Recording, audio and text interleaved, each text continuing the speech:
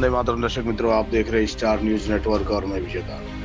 फर्जी degree AP centre सूरत से landing police ने एक और फर्जी डिग्री रैकेट का भंडाफोड़ किया। लैंडिंग पुलिस ने 3 आईएमओ का पीछा किया, जहां पर पुलिस ने ध्रुवील, विशाल और संजय नाम के युवकों को गिरफ्तार कर लिया। ब्रिटेन के बोनी नाम का एक युवक जो पूरे घोटाले का अंजाम दे रहा था, ये सर्टिफिकेट 80,000 से लेकर के 1.5 लाख रुपए तक कुछ दिन पहले सिंगरपुर इलाके में एक बड़े रैकेट का भंडाफोड़, जिसमें इन 3 आरोपियों को गिरफ्तार किया गया और इनकी रिमांड मांगी गई है। ये 80,000 रुपए से लेकर 1.5 लाख रुपए तक की मांग किया करते थे और लोगों को नकली हूबहू कंप्यूटर से प्रिंट वही देखने के हिसाब से कोई समझ नहीं सकता था, ऐसी फर्जी डिग्री लोगों को देते थे। देखिए पुलिस के हत्थे चढ़े, आगे देखिए क्या होता है।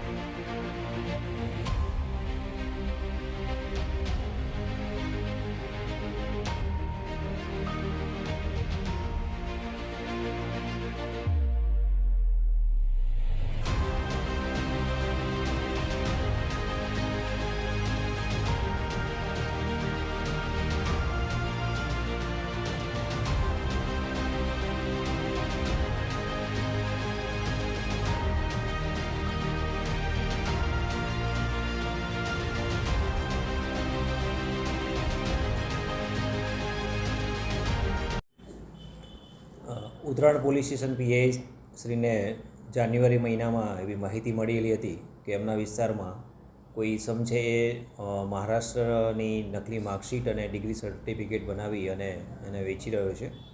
એ માહિતી આધારે એમણે જાન્યુઆરીમાં રેડ કરી અને 3 ઇસમો છે એમને લઈ આવેલા અને એમની ઓફિસ અને એમની પાસેના મોબાઈલ એ વિગત ચેક કરતાં એમની પાસેથી જે તે સમયે માર્કશીટ ઓરિજિનલ મળી આવેલી હતી મહારાષ્ટ્રની, અને એ સિવાય એમના મોબાઈલ અને એમાં ડેટામાં PDF ફાઇલો પણ માર્કશીટના ડિગ્રીની મળી આવેલી હતી।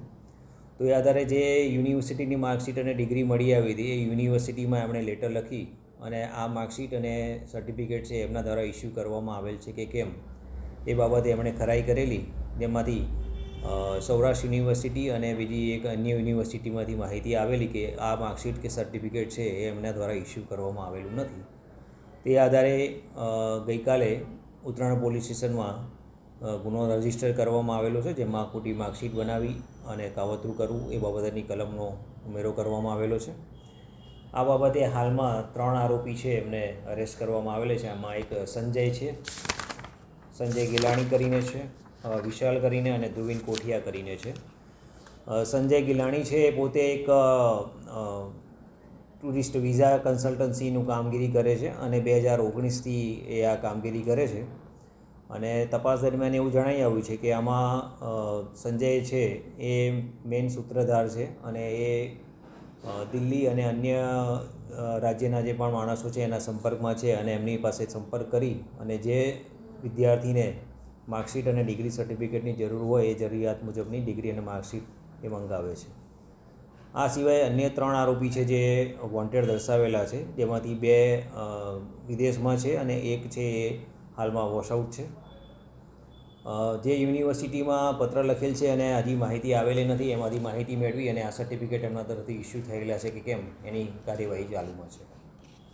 પકડાયેલા આરોપીઓ કેવી રીતે નેટવર્ક ચલાવતા હતા અને 3 આરોપી કે જે વિદેશથી આખો નેટવર્ક ચલાવી રહ્યા છે? સંજય ગેલાણી હાલમાં જે અત્યારે પ્રાઇમરી ધ્રુવીન કરીને પકડાયો છે એ પોતે એક બીજા કન્સલ્ટન્સી ઓફિસમાં કામ કરતો હતો ને એનું કામ એ હતું કે જે આવા સ્ટુડન્ટ કે જે જરૂરિયાતવાળા હોય એ એના કોન્ટેક્ટમાં આવે એ આધારે એ નીલકંઠ કરીને જે હાલમાં વોન્ટેડ દર્શાવેલો છે અને વિદેશમાં છે એની પાસે લઈ જતા અને નીલકંઠ છે એમને જરૂરિયાત મુજબની માર્કશીટ ઇસ્યુ કરતો હતો।